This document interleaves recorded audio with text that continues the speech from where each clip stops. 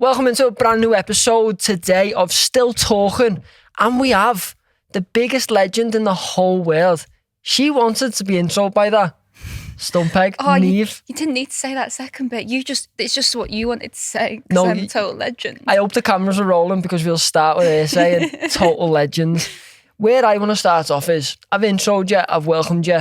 Thank you so much for coming on, by the way, because I understand how busy you are right now, and it's getting very busy and hectic for you. How is that going? It's good. Do you know, it's making me learn how to be organised as well, which is good. I'm the most disorganised person on the planet, but this is forcing me to actually allocate when I'm doing things. Do you have anyone that helps you with it? No, it's just me. Really? It's just you? Yeah. I've got the agency that I'm with, and then they'll sort of help list things so we can sort of keep up to date with things so I don't forget. But I always try and do everything myself because I'm a bit of a control freak like that. I need to know everything. You need to be hands-on, and I feel like that as a creative myself, but sometimes I feel like it slacks me in areas because I'm not allowing to delegate tasks to others. Yeah. I don't know, that's something I go through personally too. I wrote the brief last night and I've been adding bits to it constantly, and I've been researching you. Surprisingly, Stillryan does research. The first thing that came in my head is, how do you get the name StuntPegg? What does it mean? Where does it come from? Have you ever said it before? Like, what's going on? It's because I used to be a professional skateboarder. No, I didn't. It was just my nickname. So my surname's Petruzziello. Yeah. But wait, say that again so I can learn to pronounce it. Petruzziello. Petruzziello. Petruzziello, yeah. Petruzziello. Yeah. It sounds like It sounds like you're saying Patrice. It sounds like Petruzziello. It's properly phonetics. It's quite a nice Petruzziello. Petruzziello. Yeah. No, I'm bad at pronunciation. Okay, sorry, go on. No, but that was my surname because that's my dad's surname. But at high school, oh my days, like you'd have thought they'd just never seen a word with more than 2 syllables before. And I'm not just talking kids, I'm talking teachers as well. And so I had enough of it being my surname. So I changed my surname to my mum's surname, which is Pegg.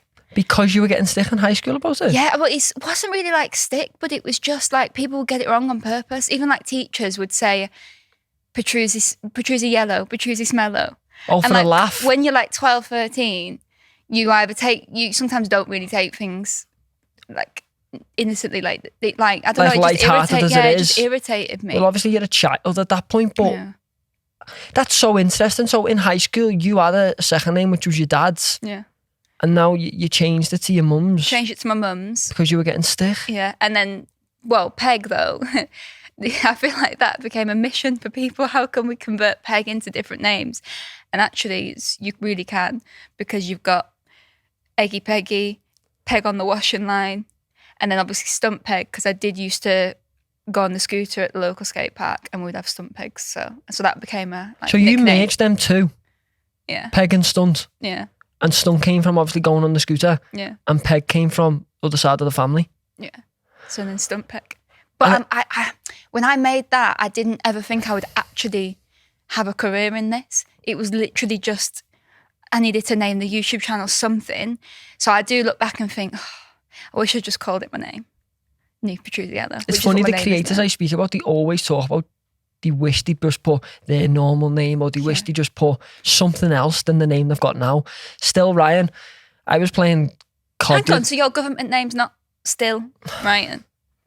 You know what? I didn't think you were this, you're actually funny. I'm not saying I didn't think you were funny, but what I'm saying is you're good at what you do.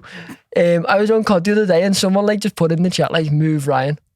Because they killed me. It's just embarrassing. It's and all the lads started laughing at me. It's a good one. Taki was screaming, laughing at me, saying, "No way, move Ryan." But yeah, that's part of my name. I just want to touch on, we've got the same birthday, and recently there was a clip on the Overlap fan debate about us joking, saying, "Let's go for a Toby Carvery." Do you want to go for one on my birthday? I would love to go for a Toby Carvery. Well, you mentioned it when I was mentioning Dwight, and I didn't know you loved Toby that much. Or was it Nando's? Yeah. No. Oh, no. Toby Carvery. Toby Carvery. Do you know, I love a buffet. I love being able to help yourself to things. I love vegetables. It's just a great combination. I mean, I'm vegetarian, but I still love it. Are you a vegetarian? Yeah. So that means no meat? No. So you go Toby and just get veg? And potatoes, stuffing. Really? Gravy. And no meat? Yeah. So do your roast dinners have no meat on? No.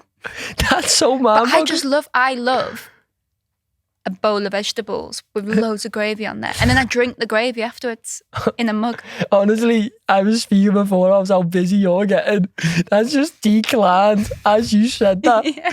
You like a bowl of vegetables and gravy. That's super healthy, but it's not what I expected. Yeah. Wow, what's going on there, Nieve? Oh. And then at the end, you just drink it? Yeah. Well, do you know when you boil vegetables in a pan? Yeah. And you've got the hot water? I'm bad at cooking. I drink that afterwards. So when you've done with it, you've taken the vegetables out and you've got all that water in the pan, I'll pour that into a mug and have that with the meal. Nieve, that water can bloody make my car go 50 miles an hour down the road. This is how I've got to where I've got. Oh my God. Just drinking jet fuel, mate. That's the secret. Oh my God. Okay. Take me to the start of your career. I've got jotted down that you started YouTube in 2016. Your channel from then, you've been uploading video after video. Very impressive, by the way. I like it. It's simplistic in terms of, it's you on the thumbnail, it's where you are, and it's honest.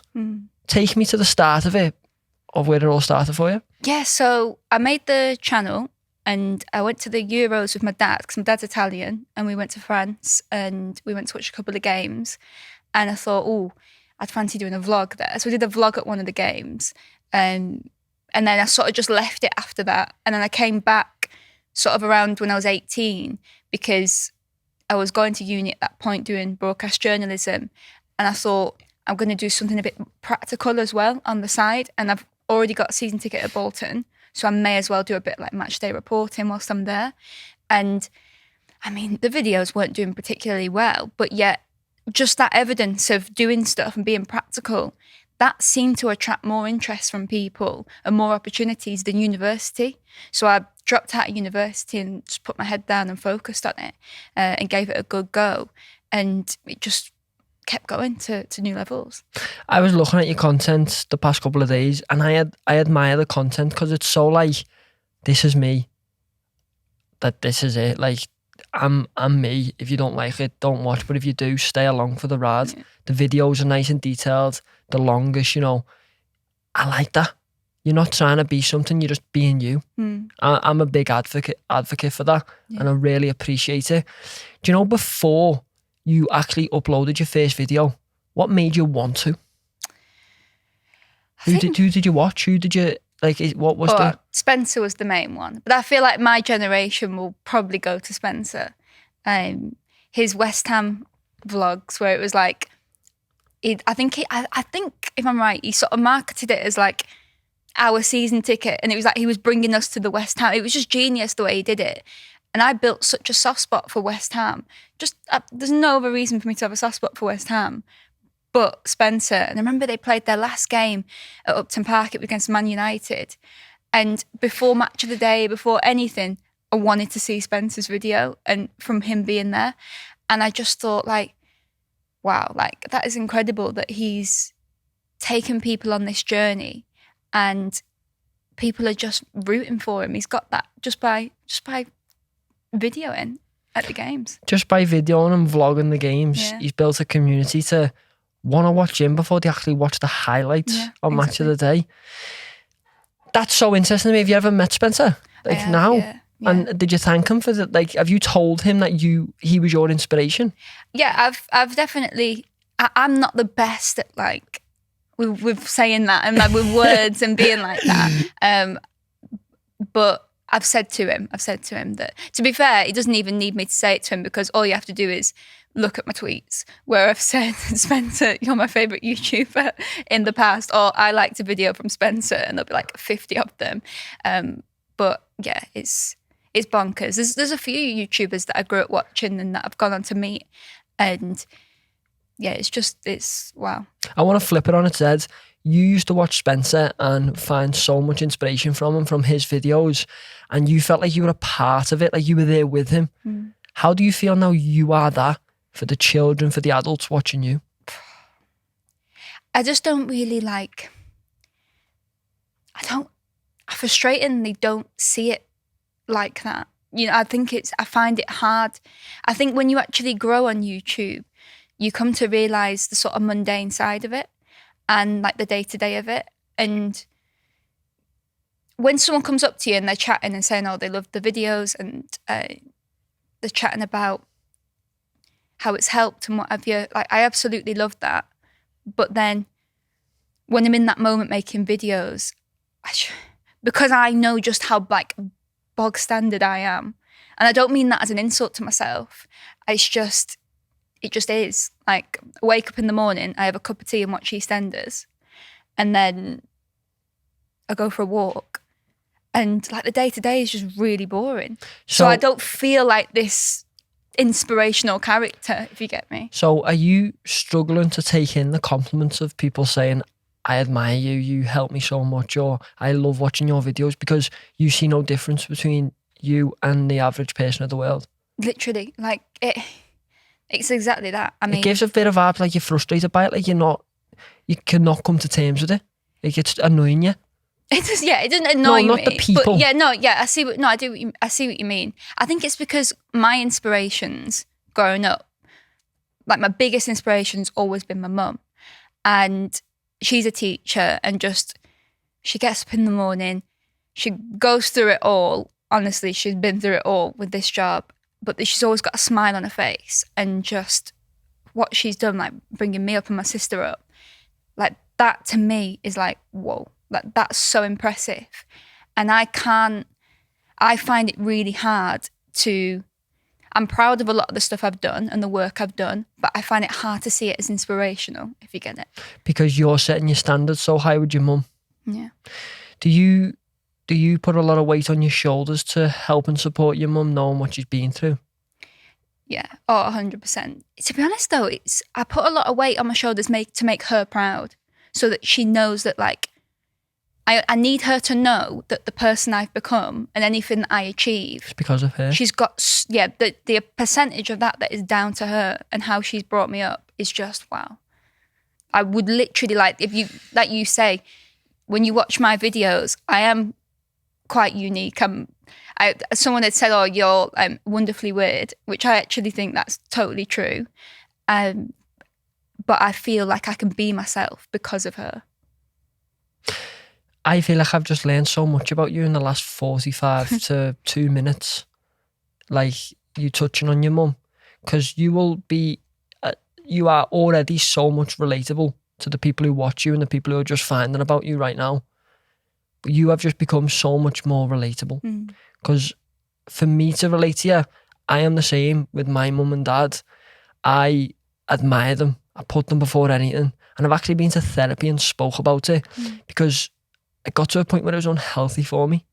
I was unhealthily putting so much pressure on myself to provide, to give any penny I earned and I'm not saying I just transferred everything and like done that, but I would always put down what I've achieved because I felt like it was never enough for me mum and dad. And not to say they were so proud of me when I done my first ever live stream compared to like what I'm doing now. But like, it just never felt enough for me. And I get the same little vibes from you that, you know, do you not think your mum's already proud of you? Oh, I know she's so proud. To be honest though, I think the things that make my mum proud are not really like the big achievements. The things that will make her proud is when I've come away from something and like I've done myself proud by just who I've been in a situation, like how I've handled a situation, or maybe if I've been out my comfort zone, she'll know if something that I've done was out my comfort zone and she'll see it. And I just know when she's going to be like, yeah, you've really like done yourself justice there and being who you are. So for me, it's just, it's I've always representing myself properly because I want her to always look at it and think, yeah.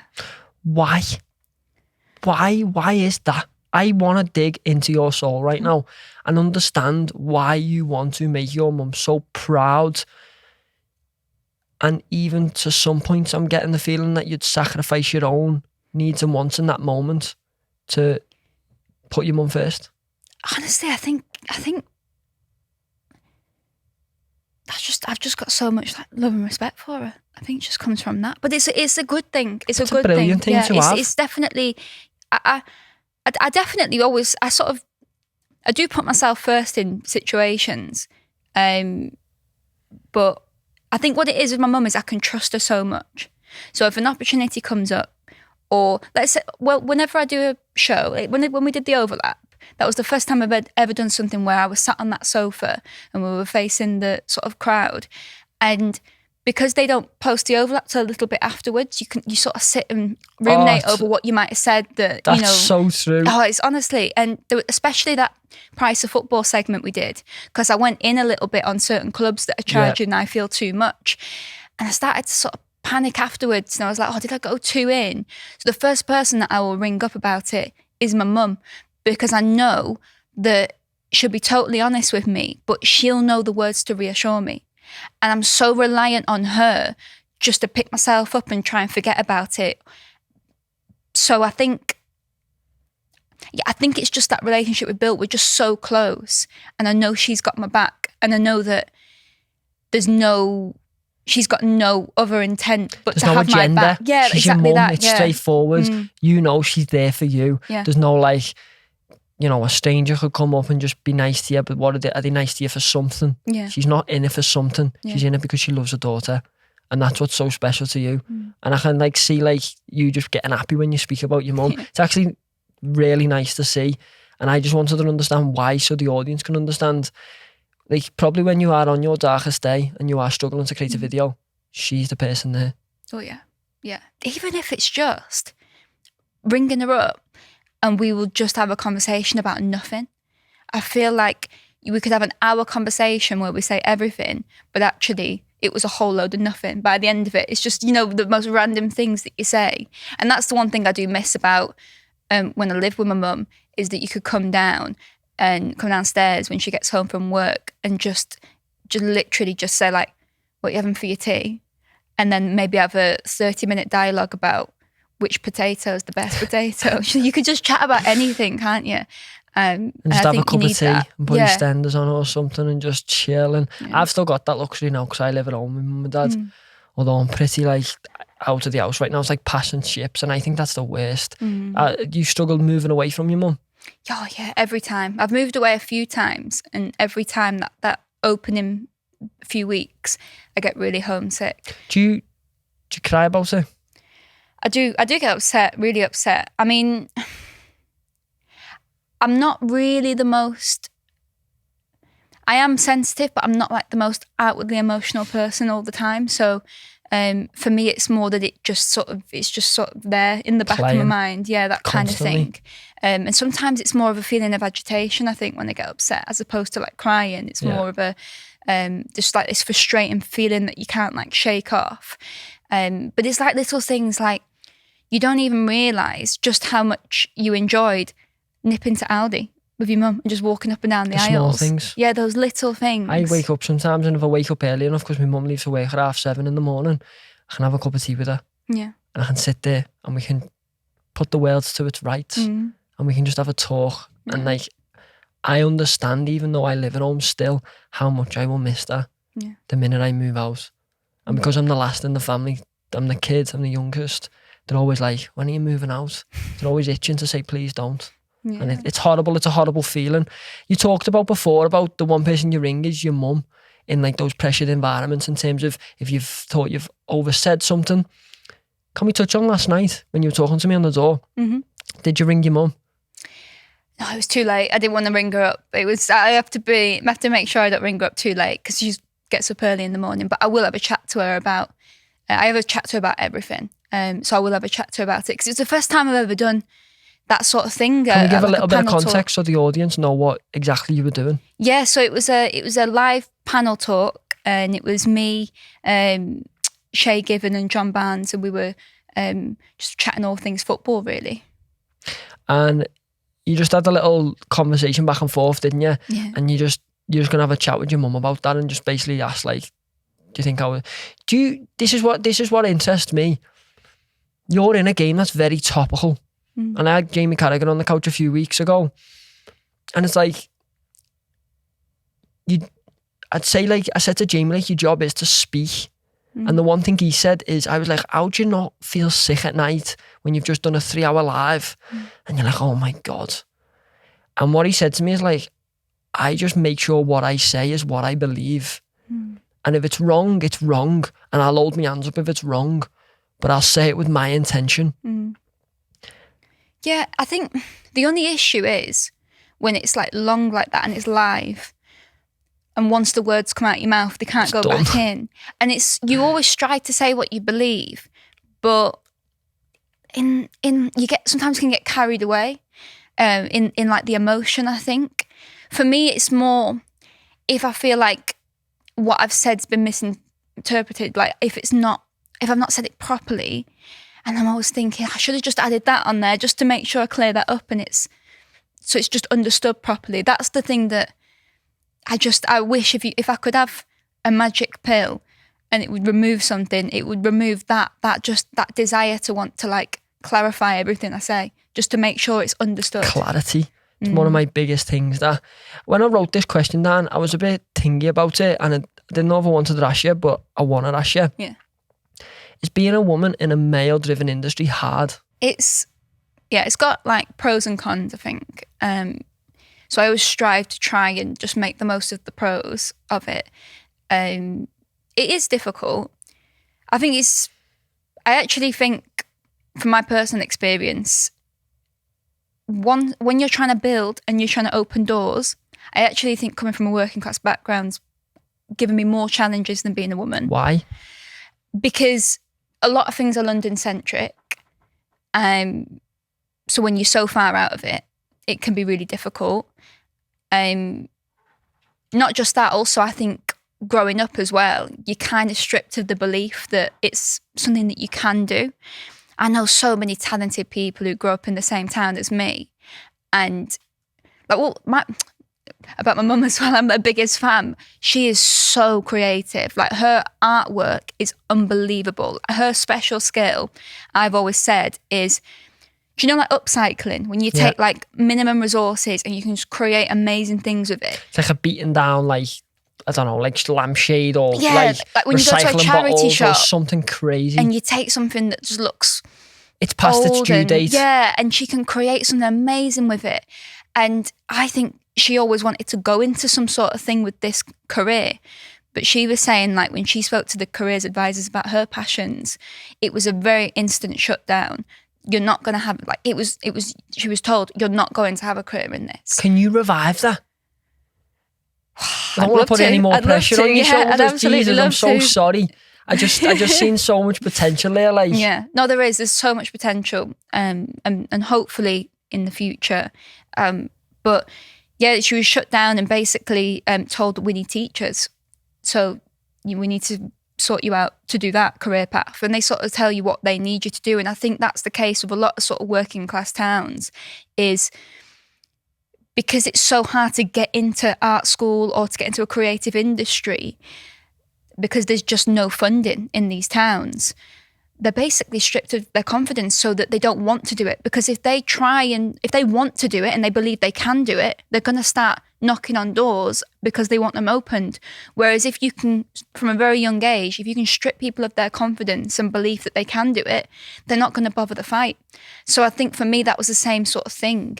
But that's why I love YouTube so much, and I'll always be a big advocate of YouTube, is in many ways, because, you know, you start with a mobile phone and you just go with it and you're in total control. You've got no one telling you can't.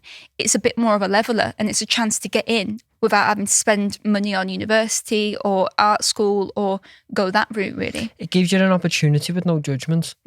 Anyone can do it, is what you're saying. Yeah. And no one's saying you cannot do it because of this, or it's anyone do it. Yeah. You know, it's like betting against yourself. That's what YouTube's all about. Gamble on yourself, and if you can make videos and people watch them, you're a winner. Yeah. Welcome to the platform. It's pretty interesting. I find it so cool that you relate back to your mum a lot. Yeah. Because she's your diamond in your life, and that's what I've learned very quickly. Do you sometimes feel like you're living and getting the chances your mum never got because she got that stripped back from her? Oh, yeah. Yeah. And I think when you'd said that about wanting to make her proud, I think how you've just said it there. I think that's what it is. I think it's that sort of, I think that for a lot of people that I know, a lot of family members, a lot of friends growing up with, I do feel really fortunate. And I know I've worked hard, and I'm not playing myself down there, but I am also in many ways really fortunate that I've managed to live a dream that I know so many people I grew up with, and they've got the talent for it as well. But I think the percentage of people from areas like Rochdale where I grew up that actually make it is just ridiculously low. I mean, I read some data, there was a data report Channel 4 did, that working class creatives, basically in the creative industry, it's the lowest percentage in years. So Really? It seems like an issue that's regressing, whereas I feel like being a woman, I do feel like there's more room to progress, but I can see progression definitely even in the last 2 to 3 years. And I think a lot of broadcasters in the industry are making conscious efforts to try and improve it, improve numbers, improve opportunities for women. But then for the working class, I think it's because it's more of a mentality thing. And this idea that maybe we've had decade upon decade of making working class people feel inferior. And it's going to take a lot more than opening doors for them. I think you've actually got to go and get them and seek them out and build them up so they feel empowered and they've got that belief in themselves. Because I think having working class representation across the media is actually just really important for our nation as well. To have someone who understands you, who actually gets you and can have that angle. And I even mean in TV shows, like comedy shows. My favourite comedy show growing up was The Royal Family. Oh, it was great. Because Fantastic. It was just, you knew someone who was one of those characters and you just felt represented, and you felt proud to watch something that you could relate to as a working class person. And these are flawed characters that people love, though. And to this day, what people they did, admiring them. I mean, Caroline Aherne, what she could do with a character, she can create this flawed character who doesn't always get it right, but they would never take the mick. Do you know what I mean? These were just honest people. We're not laughing at them. We're laughing with them, and we're going through the emotional stuff with them. And I think that's what makes it so special. Is it's just a typical family, and yeah, they did that representation. I think does the type of people of those areas, that areas I grew up in, really proud. I'm getting motivated listening to you because you're working class, I'm working class, we're both working class, and I'm like, you fucking go, because you're speaking proud about us. Yeah. As people, and I feel like it's not spoken about enough. Sometimes we're expected to do so much, and this isn't sympathy or hell no. Sometimes I'm speaking from my mum and dad's mouth here in terms of I watch them work 10 hours a day, 12 hours a day, and the fighting, you know what I mean? Everyone's mum and dads and families are fighting to survive, and it's the worst feeling in the world.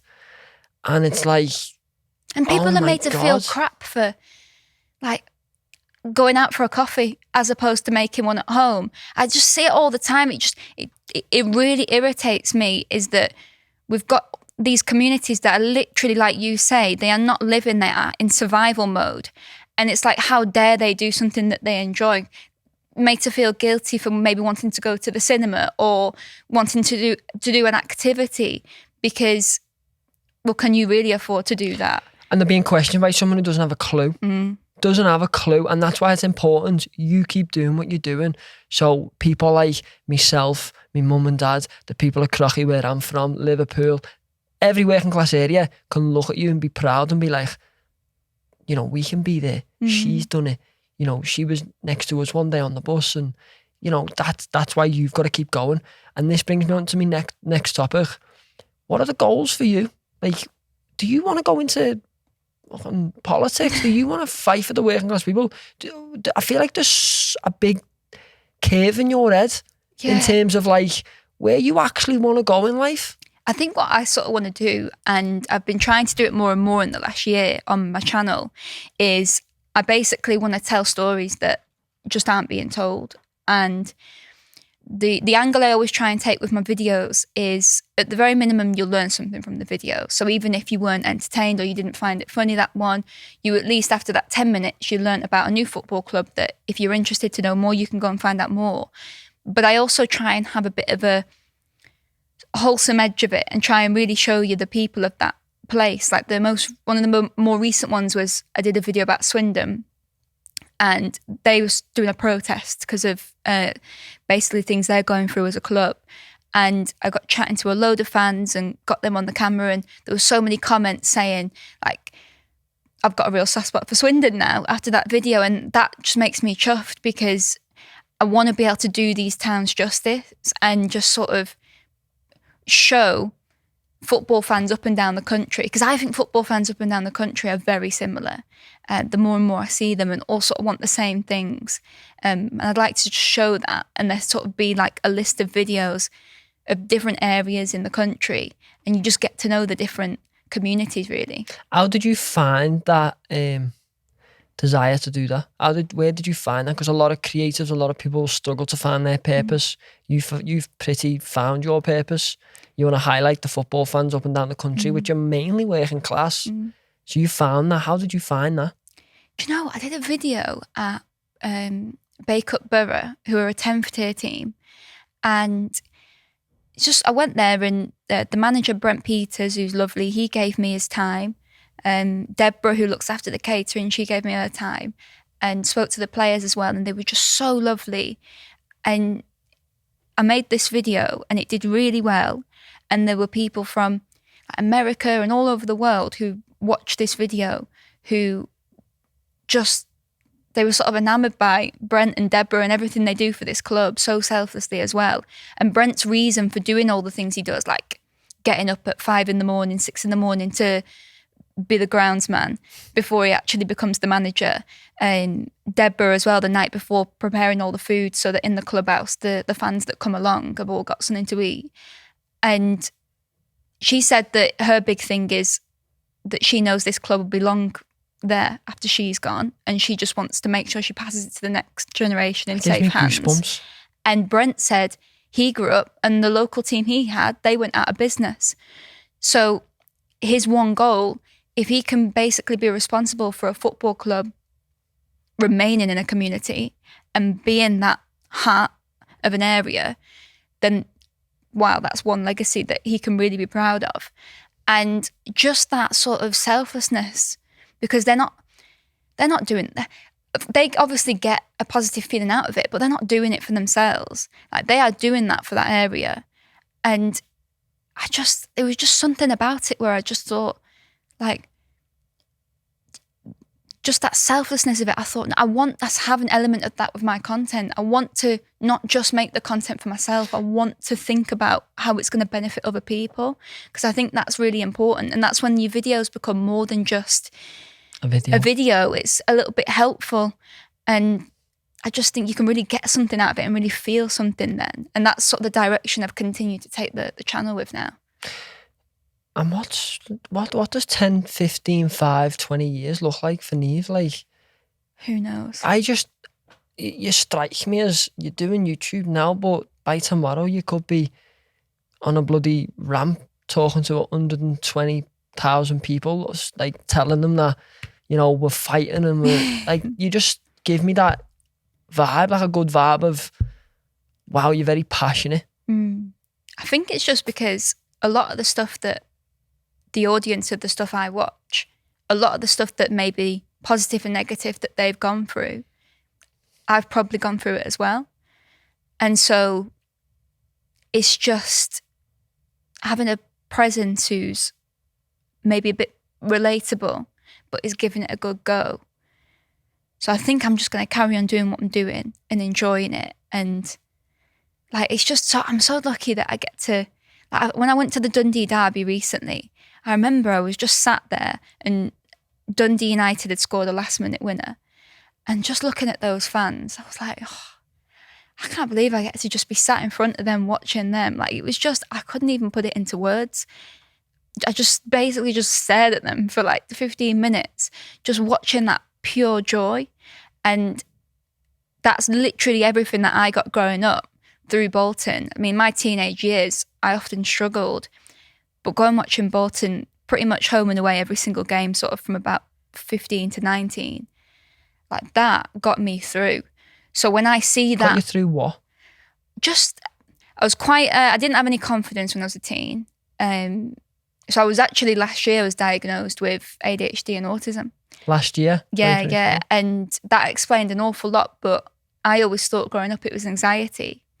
But I don't think it was. I think I was just quite insecure as a teen, and maybe the neurodivergent sort of traits mixed with this sort of insecurity and lack of self-esteem. Heightened it by like times 10. Exactly, and it's sort of, maybe I felt it was like I was anxious, but then as I got older and became a bit less bothered about sort of how I'm perceived, you sort of realise, oh no, I'm not actually an anxious person. I think I just got awkwardness and anxious mixed up. So I looked into it a bit more, and I never actually thought of neurodivergence, but I did some content with Robbie Knox, and we like walked and did a video, and some of the comments were saying like, oh, is she acoustic? And at first I didn't even know what acoustic meant. I always just thought of, the guitar. Yeah. So I thought, what's going on here? And then I realised it's like a bit of a online slang term for autism. And it just got me thinking like, hang on, I could be, So I got the assessments, and it turns out it's true. But it's been brilliant actually, because I've like leaned into that. I've leaned into what I maybe perceived growing up as negative traits. I'm trying my best to actually perceive them as unique positive traits. And it's not as simple as that. It can be quite debilitating being neurodivergent day to day. But as best as possible, I try and like lean into the fact that it's potentially gives you a unique angle in situations. There'll be two opinions on that. Let me give you some leg room. I didn't even realise. I've got super long legs. My legs are in a different postcode. So have I though. I need to stretch sometimes because I'm sore when I'm like cramped up, especially on planes. Oh my God, it's the worst. Oh. There's two, like, there's not just two ways, but what I get a lot from is like, you'll get people like, how did you feel when you found that out about yourself? And you'll get the other people like, in today's day and age, that'll be like, everyone's saying they've got ADHD. Everyone's saying they've got this. How did you, was it a sense of relief, or was it like, was the anxious there like, oh, like? Yeah, I sort of, this is actually the first time that I've even said it. Really? Yeah, said it. I've just kept it to myself. Honestly, yeah. I say, I've just, look, I said to my manager Will today, I said, look, I'm going to speak to her about the brief. There's a whole section of football there. And I'm like, I always say, I'm going to say this publicly, I always say, I am sick to death of guests being asked the same question. I want to find out about you as a person, as a human being. And that's why I fucking love this show. Sorry, I've just went on a little rant there. But oh my God. Yeah. That's the first time that I've sort of congratulations, my hands are cold, but congratulations, Yeah. Because that takes a lot to come out and say that and be okay with the world knowing that. But you know what though? I feel like if it's such a strange one, I kind of wish that, those like that Who Am I game where you've got like the thing got the card on you. I kind of wish I had that, but with like neurodivergent on it, because there's so many situations where maybe I meet new people in the industry, and this is quite an outgoing industry. People are very sort of sociable, and they know they could do small talk, and I can't do small talk, for example. So I kind of wish it was just there, and like you can understand why I might be slightly different as a character, and sort of explains maybe some of my behaviour and the way I am. So you constantly wish you had just like a sign there explaining your situation, and like, please don't be offended if I don't want to do small talk with you. I just don't like it. Because the thing is, the only other thing you can do in the situation is like mask it and hide it so that you fit in and you are just... Do you think you do a lot of that? Oh my, it's so draining. Honestly, that is probably my second least favourite thing about it, is that you do have to sort of become a slightly different person, because it will make people uncomfortable. And what you've got to remember is like, I have hidden these aspects of myself for 20 years growing up. So you've got so used to being drained. It's so hard now to start to peel off the mask. You've got so used to being drained of being not being something, but it's like working a part-time job full-time. Your part-time mask is full-time, and you're like, oh, and then you get to go home to your mum and you get to be you. Exactly. And it's re-energizing. Yeah. But right now you haven't got that. Yeah. And, you know, you can't go into a transition, like you've just said, of peeling the mask down and saying, this is me. Yeah. And, you know, I'm understanding me as much as you are. Because that must be pretty new in your life to understand something, you know, in your 20s of something you could have, you know. So I get a lot of comments about the fact that I'm not a naturally smiley person. And that is like a neurodivergent thing. My natural resting face is just not smiling. And I've always been of the belief that smiling is overrated. But if it's a natural smile, then it's nice. And like it's obviously come from natural warmth and a happy feeling. But I think too many of us feel the need to smile when we don't even want to smile, but it's just like the done thing. But it doesn't come naturally to me. So I've got quite a like serious, stern resting face. And I'll get many comments saying like, does she ever smile? I wish she'd cheer up. Because in today's day and age, it's like, you've got to smile kind of feeling. Do you know what? Like that whole thing about smiling. I went through a little thing recently of like, I don't know if you've seen any of my content where like the kids will come up to me and be dead happy. And I went through a phase, and I still am there now of, I'm out of what I'm going to describe, but I'm still there being positive. And I went through this phase of creating positive content, and like I said, I still do now. And I went through a bad phase where even when I didn't want to smile and I didn't want to be happy in that moment, I smiled. Yeah. And it was the worst feeling in the world.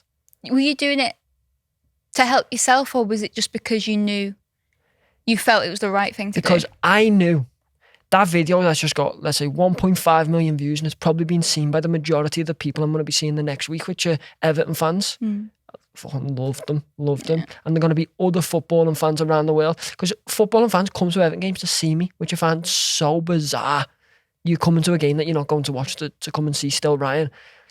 And I put that pressure upon myself to withhold the smile for them, because they seen the week before of me being happy with another child or another adult.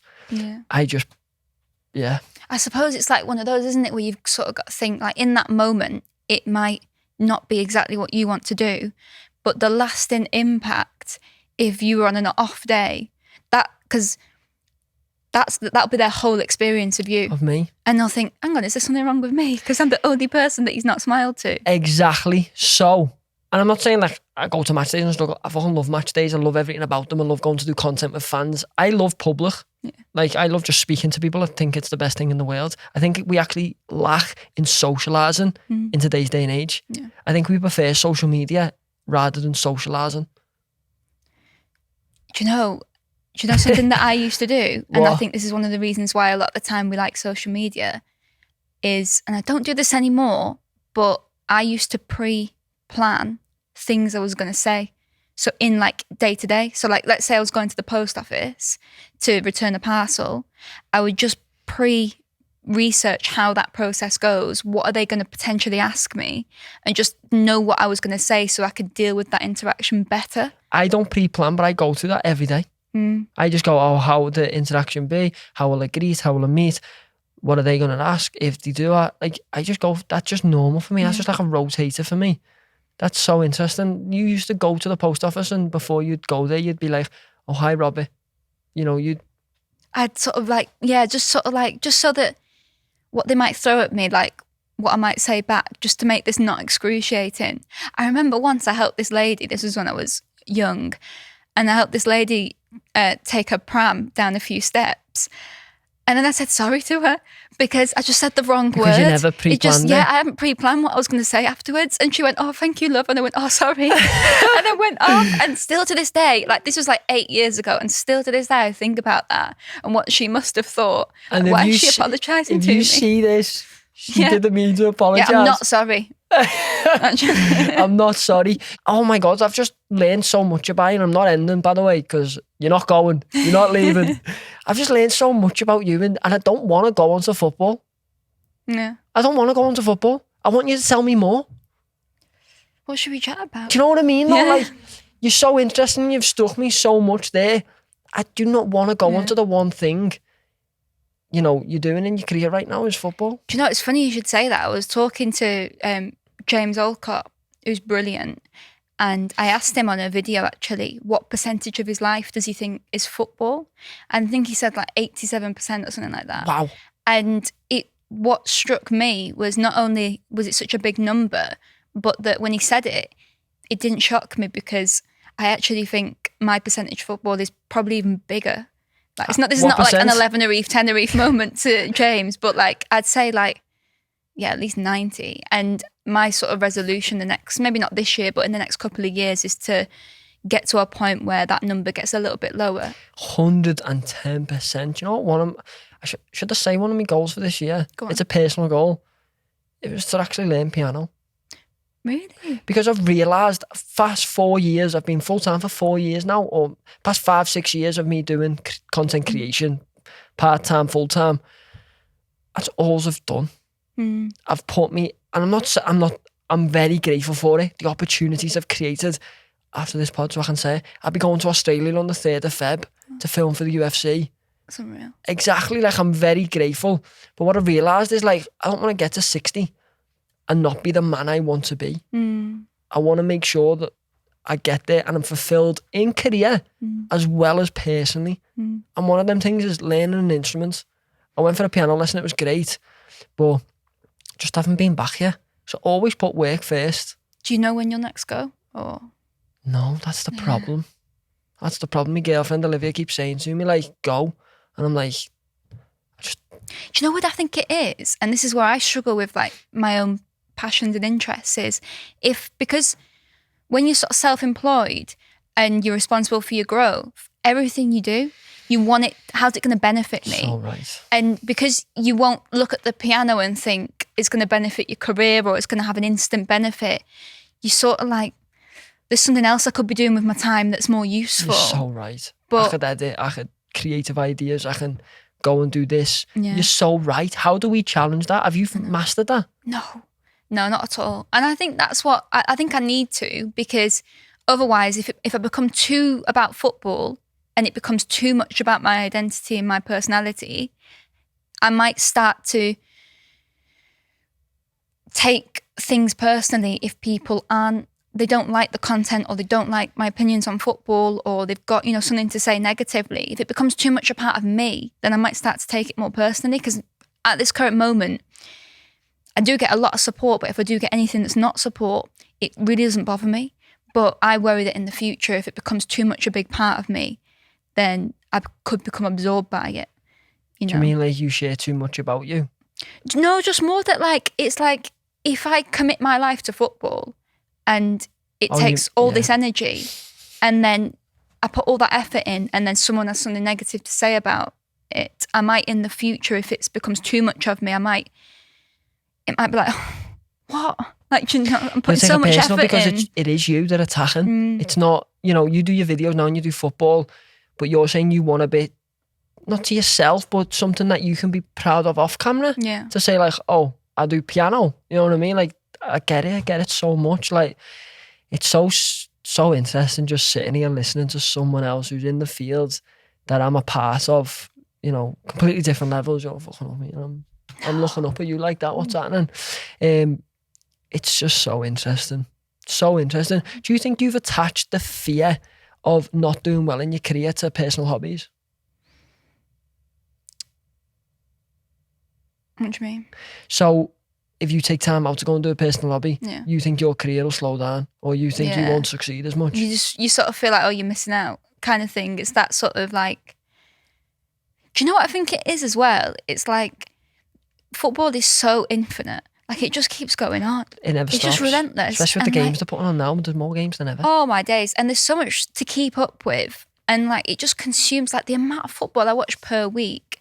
If it's the weekend, even like social events, the last few times that I've gone to the pub with friends, and if it's coincided with football, we will go somewhere that's showing the football, because I don't want to miss that game. Because if I miss that game in that moment, and then I'm asked about it in the upcoming Sky Sports in the thing, overlap or Sky Sports, I don't want to blag. I need to say what I've seen, so I need to be on top of it. And it's like, even now, I've not had the chance yet to catch up on the City game against PSG, and so I'm like working out where I'm going to fit this in. I'm going to watch that because I can't not. You watch it all or highlights? No, this is the thing. So I try my best to watch all. The good thing about like TNT, for example, is they will often post like a 50-minute version of a game. Fantastic. Which I find is good because it's like not. I think highlights are really hard to actually. Highlights are misleading. Assess. I agree. I think it's like I love Match of the Day, but what I have noticed with Match of the Day is they'll tailor the highlights to what they know that the pundits are going to say. So whatever their opinion on the game is probably what the highlights will show. So you have to go and watch it yourself to build your own sort of. If I've not got time, what I do instead of watching highlights, if I've got very limited time, is I'll watch the first 15 minutes of the first half and the first 15 minutes of the second half, because that way, I think that's when the players are fresh from whatever the manager's told them. So they're in their sort of formation as best as possible. So I think you can sort of work out how they go into a game and like the tone of the game a bit.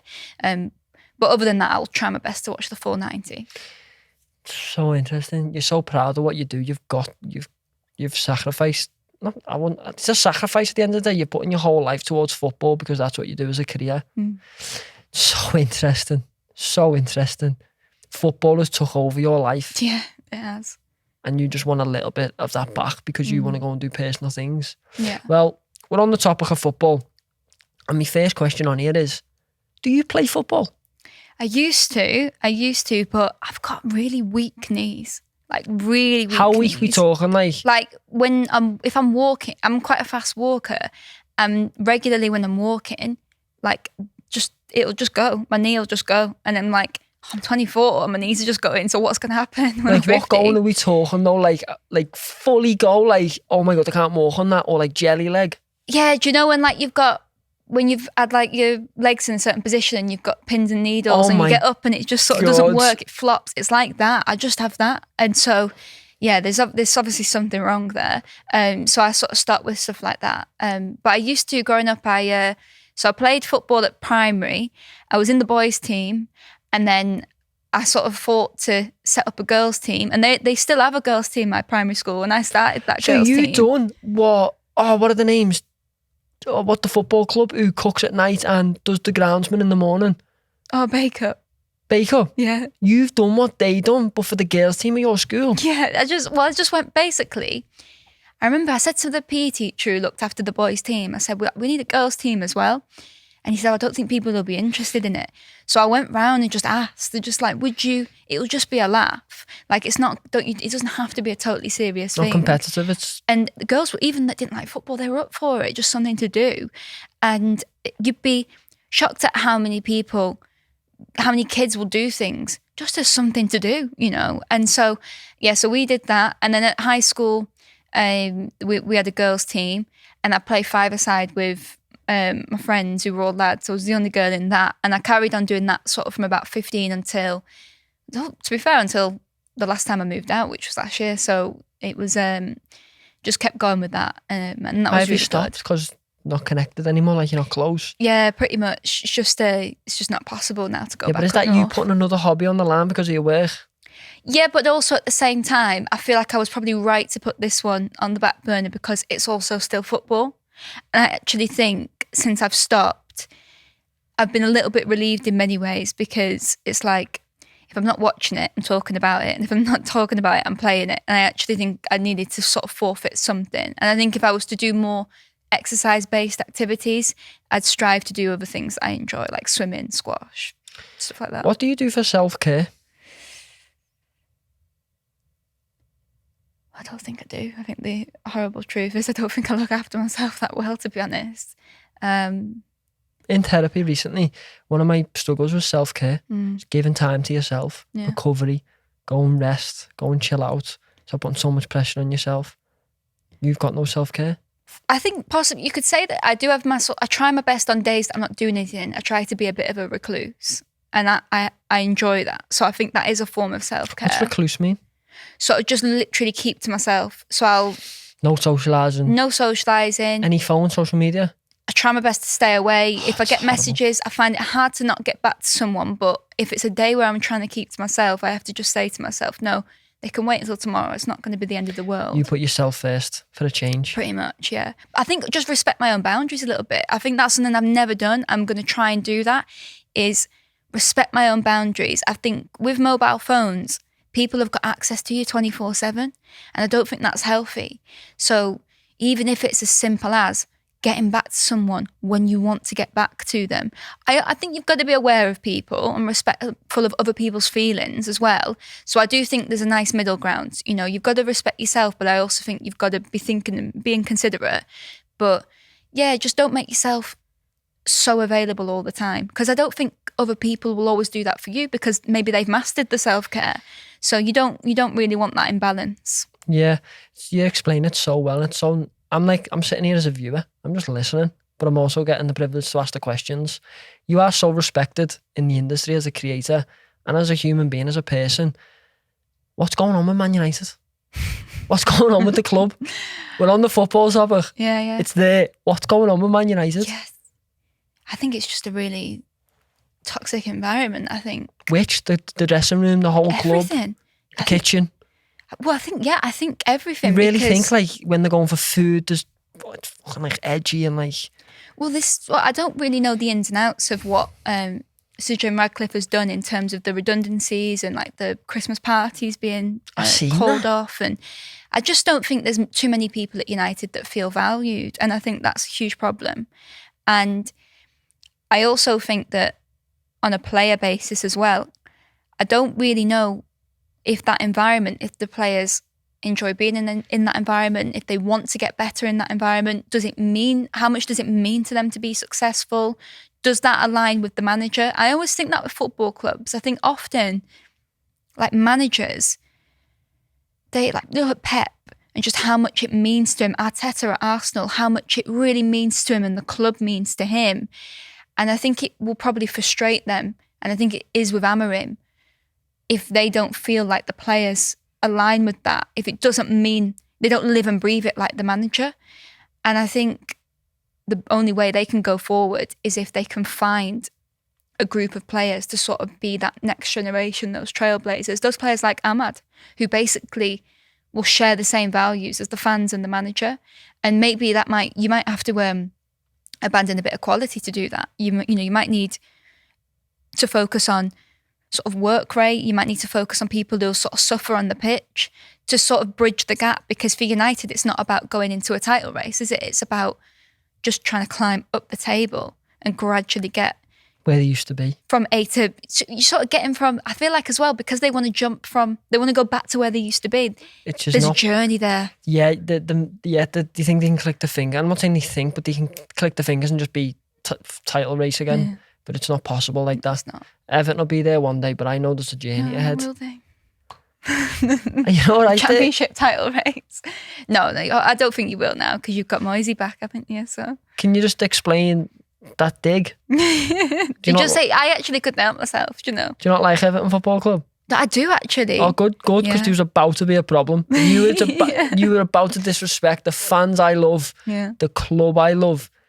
Why do you think Everton fans? One thing I have noticed about Everton fans is they do really have sort of their hearts on their sleeves. Do you want to know why? Why? This is, if I'm wrong, Evertonians, please correct me, but this is coming from the heart who came out his mother's womb a blue. Yeah. I raised a blue. I'm the only person in the family that really watches football with my father. I was always next to him.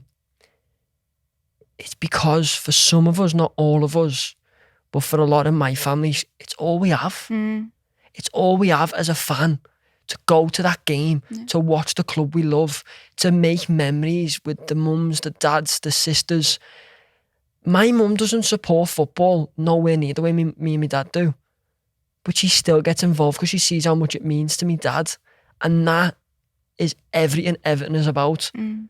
You know, the memories I've created with my dad through football, I'll remember for the rest of my life. And Everton Football Club was a part of that. Mm. People spend the week wages going to watch the games away. Yeah. And that is why they wear the heart on the sleeves, because it means so much to them, because they give everything. Yeah. Do you know, something I'm really worried about with this country is, as we're sort of going into economic decline and people are really struggling, obviously football's a reflection of society. I'm really worried that you've got these fan bases where these football clubs are everything. And as you say, they will spend money they don't have My because dad's they've told got me that so loyalty. many stories about it. He's been to away and he's spent a few £100 there to get a coach and a ticket, and he's had to walk back from a certain stop because he can't have... So what you don't want to see is a player who's just zoomed in his Lamborghini, not putting the effort in on the pitch. You don't want to see that. And I think that as ticket prices increase and as it becomes less and less accessible and the players' wages are increasing and that gap is really increasing between us as fans and them as players. I've never felt so disconnected from footballers. They just live a different world to us. And I'm well aware that they've got their own problems and things they go through by being a footballer. But unfortunately for them, we don't see all that. We see the social media, we see the fancy cars, we see the lavish lifestyle. You see what they want you to see, and sometimes it isn't what the fans actually want to see. No, it's not. I'm lucky enough to be friends with a good few amount of footballers, which I'm very grateful for. And they are just like us. And I've actually set a task out in me to show the human side of them. Yes, they earn a lot of money. Yes, they have luxury cars, but they are just humans. Yeah. I've been on FaceTime before, and one of my friends has been on the bog, on the toilet, you know, having a shite. You know, we all do that. Exactly, like the human beings. But I just feel like in today's world, I think it's just like, I don't know, maybe hard to show yourself sometimes. I actually don't know. And I'm not that very educated on the ticket price scenario to, you know, where it's been and where it is now. I'm not educated on that, but I know it's becoming more of a problem with every football club. All I know is that up and down the country, it is not just low-income fans that are struggling to go to games. It is just fans. It's got to a point now where this isn't like, oh, the working class are being priced out of football. No, just normal people are being, like, it's got to that level now where it's getting that expensive. And is it greed?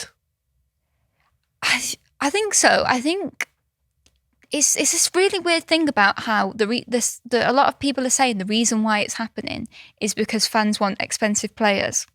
And I don't buy it once. I can't understand and agree with that. I don't think that's true.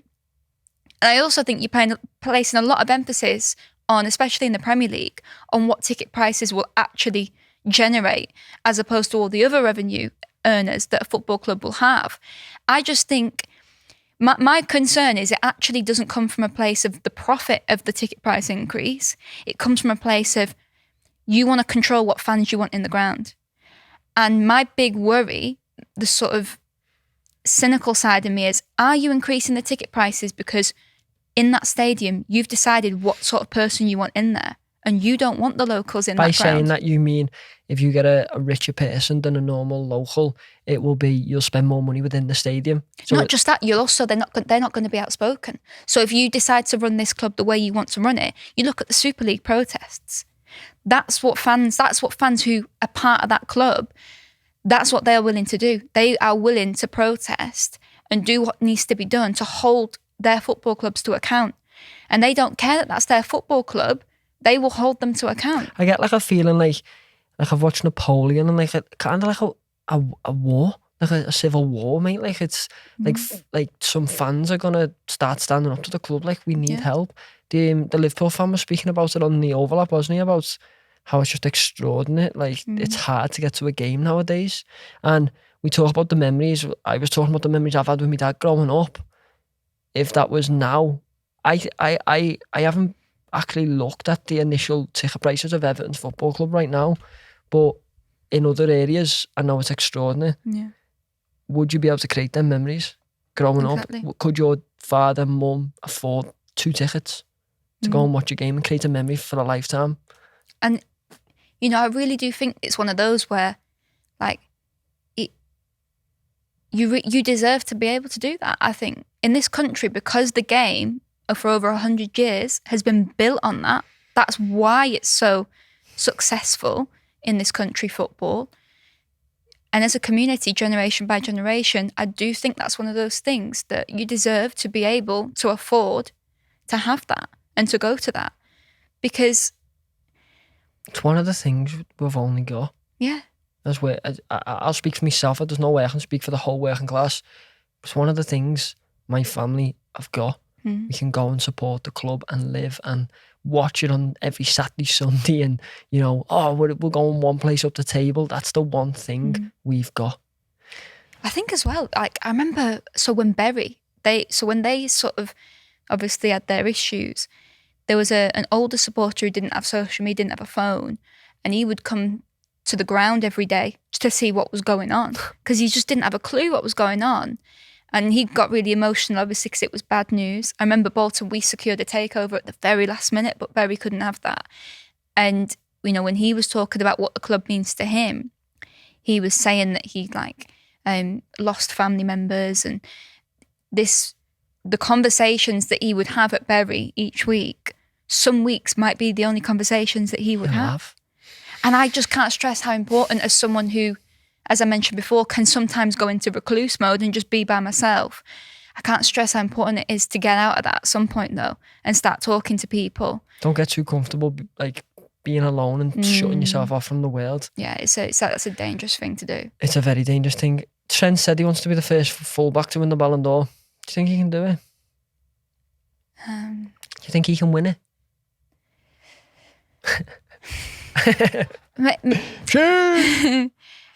The only way that he would, because I think a lot of Ballon d'Ors are also team-based achievements as well. So I think, let's say he goes to Real Madrid and he wins the Champions League and the La Liga.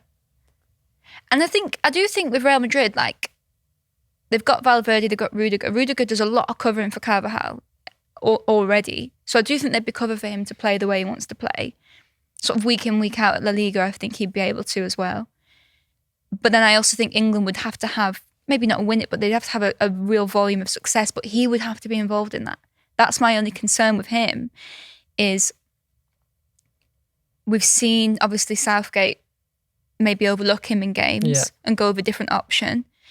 What will Tuchel do? I think that it's so funny how you've got such a world-class player, but because he's got a kryptonite, he could genuinely be overlooked in games because he just might not be the right fit, even though he's so talented. I'm a rival. I'm Everton, he's Liverpool. I understand how good Trent is. Yeah. And the fact he can be overlooked in the position, is it because it's the lack of understanding or the lack of need for the way that manager wants to play? I think because with England, we've got a lot of creative players ahead of him and a lot of talent in the 10, in the centre mid role. Yeah, up the pitch. They kind of don't want. They want defenders, don't they?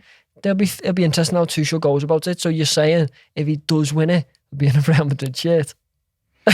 Because you never mentioned. To be fair, the way Liverpool are going, and you never it looks to be Liverpool wants it. No, but to be honest though, I don't know what's going on with that. I'd like him to stay at Liverpool. You've got inside information, haven't you? No. Was you on the phone to him?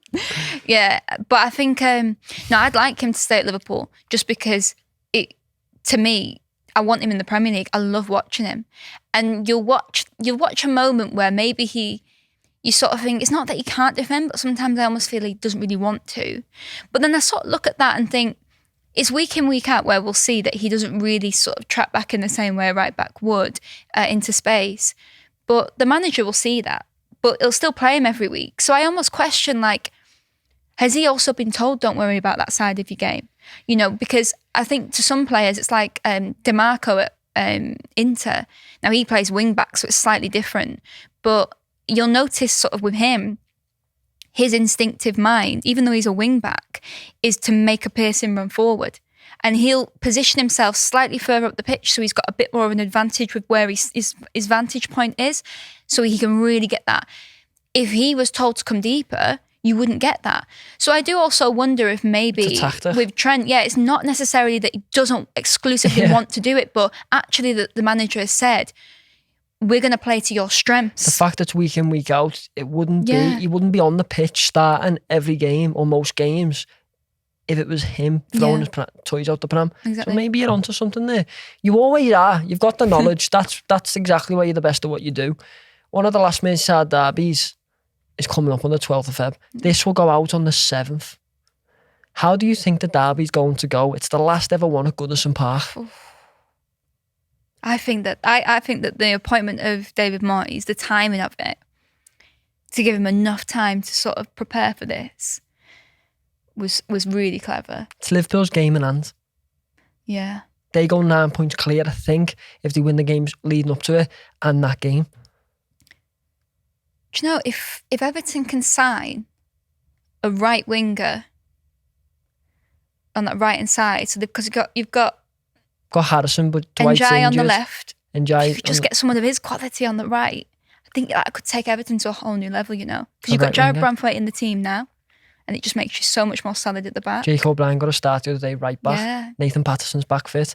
Tim and Jimmy are back fit, 2 centre mids. Yeah. Got Mangala, Adrisa, Tim, Jimmy, all available for the middle. You got Dukes in the 10. Look at me with the knowledge there. All of a sudden, it's 10-0 Everton. You know, well, we'll play Bottle in the pre-season. I'll put a word in and we'll just absolutely wallop yous. Yeah. And then I'll text you and be like, haha, you should support Everton. Yeah. Defo no. But, you know, to be fair, you probably would. But, no, it's an interesting one with the Merseyside derby. I think that game will mean so much more to Everton than it means to Liverpool, because Liverpool can get their season back on track, whatever happens with that. It doesn't really have to impact their season. And in 1 year's time, 2 years' time, that result probably means nothing. It's just a small result. Yeah, it's just a small result. Whereas with Everton, that is it. That's a history. At Goodison Park, defining game. We want to repeat last year. We want to 2-0 them and we want to beat them. That's everything that means it to us. You speak on David Moyes, we'll finish very soon. Can you see a big difference with David Moyes? I mean, I still think there's like a bit more time sort of needed to see, but I think he's doing all the right things so far. Well, that game versus Tottenham as well. Oh, it was fantastic. Was totally different to what we're used to seeing. The pressure we put on the football we played, no discredit to the previous manager, but at the same time, he must have said something. Yeah. Done something different, and it was so positive for us Everton fans to see, to get a win. I know. It was such a nice feeling. Hopefully we can carry that on to the end of the season. I have got some quickfire questions for you. Go on. Okay, you ready? Okay.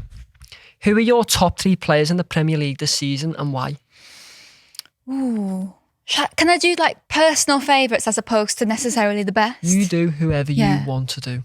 Okay, so I'm going to go for... I really like Elliot Anderson at Forest. I think he's been a huge part of how they're able to play the way they play. I think he facilitates everyone else. They don't have much of the ball, but yet I think his impact is brilliant. And some of the forward runs he makes are really superb as well. So I've enjoyed him. I think Newcastle will be gutted that they had to let him go.